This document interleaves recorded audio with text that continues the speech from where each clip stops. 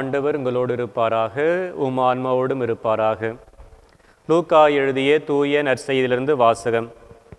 அதிகாரம் 1, இறை வார்த்தைகள் 26 முதல் 38 முடிய. 6ஆம் மாதத்தில் கபிரியேல் என்னும் வானதூதரை கடவுள் கலிலேயாவில் உள்ள நாசரேத்து என்னும் ஊரிலிருந்த ஒரு கன்னியிடம் அனுப்பினார். அவர் தாவீது குடும்பத்தினராகிய யோசேப்பு என்னும் பெயருடைய ஒருவருக்கு மன ஒப்பந்தமானவர். அவர் பெயர் மரியா.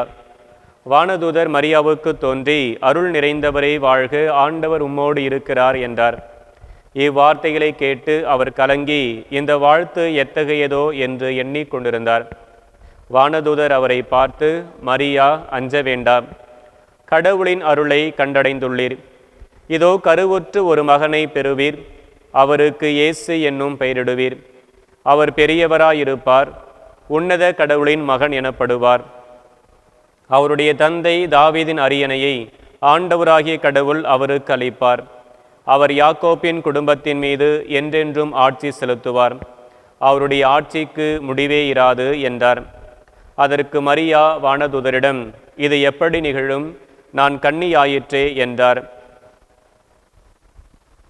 வானதூதர் அவரிடம், தூய் ஆவி உம்மீது வரும், உன்னத கடவுளின் வல்லமை உம்மேல் நிலிடும். ஆதலால் உம்மிடம் பிறக்கப் போகும் குழந்தை தூயது. அக்குழந்தை இறைமகன் எனப்படும். உம் உறவினராகிய எலிசபெத்தும் தம் முதிர்ந்த வயதில் ஒரு மகனை கருதரித்திருக்கிறார். கருவுரை இயலாதவர் என்று சொல்லப்பட்ட அவருக்கு இது 6ஆம் மாதம்.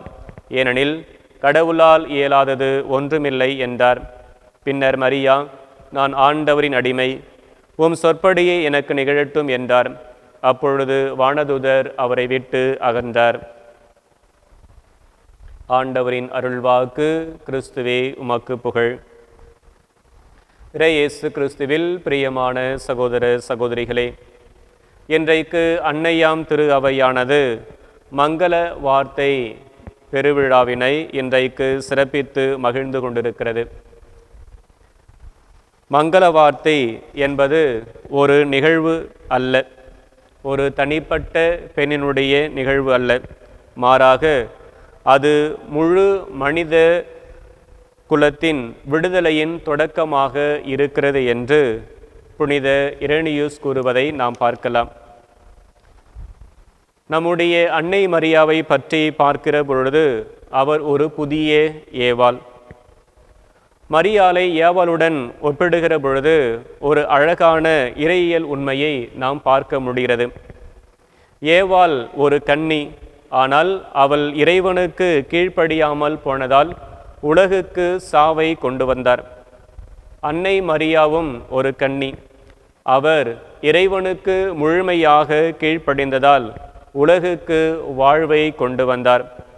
ஏவாளுடைய நம்பிக்கையின்மை ஒரு முடிச்சை போட்டது என்றால், அன்னை மரியாளுடைய நம்பிக்கை அந்த முடிச்சை அவிழ்த்தது. கன்னி ஏவாளின் கீழ்ப்படியாமையால் ஏற்பட்ட முடிச்சி அன்னை மரியாவின் கீழ்ப்படிதலால் அவிழ்க்கப்பட்டது என்று சொல்கிறார். இரண்டாவதாக நாம் பார்க்கிற பொழுது, கடவுள் மனிதனை மீட்டெடுக்க படைப்பின் தொடக்கத்தையே மீண்டும் ஒரு முறை செய்கிறார் என்று புனித இரேனியூஸ் சொல்கிறார்.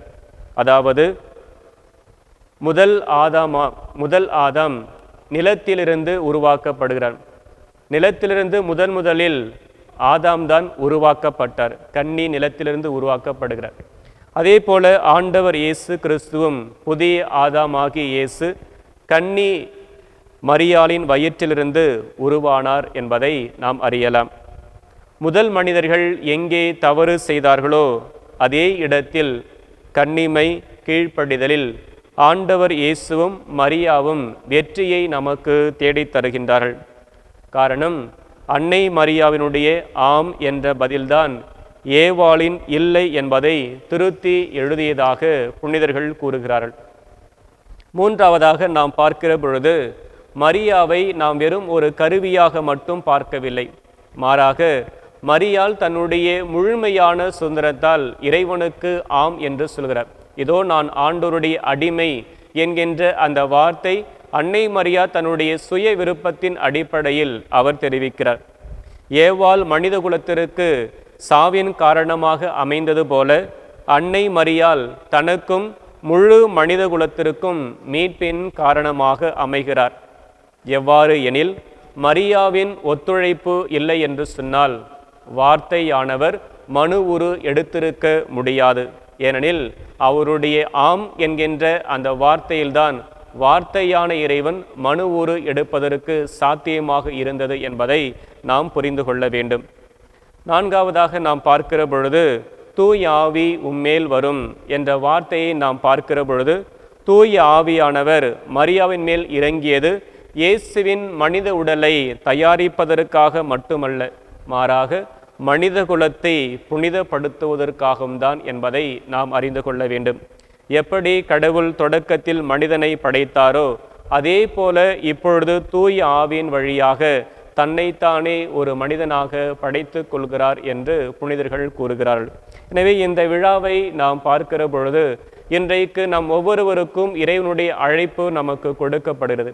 எப்படி அன்னை மரியா தன்னுடைய சுய விருப்பத்தின் அடிப்படையில் கடவுளுடைய கட்டளைக்கு முழுமையாக கீழ்ப்படிந்து நான் ஆண்டவரின் அடிமை என்று சொன்னாரோ, அதே போல இன்றைக்கு நாம் ஒவ்வொருவரும் நம்முடைய சுய விருப்பத்தின் அடிப்படையில் என்னுடைய கடவுளுடைய கட்டளைகளுக்கு நான் முழுமையாக கீழ்ப்படிந்து வாழ்வேன், என்னையே நான் அர்ப்பணித்து இறைவனுடைய திருவுளத்தை தன்னுடைய வாழ்க்கையில் நிறைவேற்றுவேன் என்பதை இறைவன் நம்மிடம் எதிர்பார்க்கிறார். ஆகவே அன்னை மரியாவிடம் காணப்பட்ட அந்த கீழ்ப்படிதல் இன்றைக்கு நம்மிடம் காணப்படுகிறதா என்ற கேள்வி எழுப்பி அதனுடைய அடிப்படையில் அன்னை மரியாவை போன்று நாமும் இறைவனுக்கு கீழ்ப்படிதல் உள்ளவர்களாக வாழ ஆசிரை வேண்டி தொடர்ந்து ஜெபிப்போம். ஆமீன்.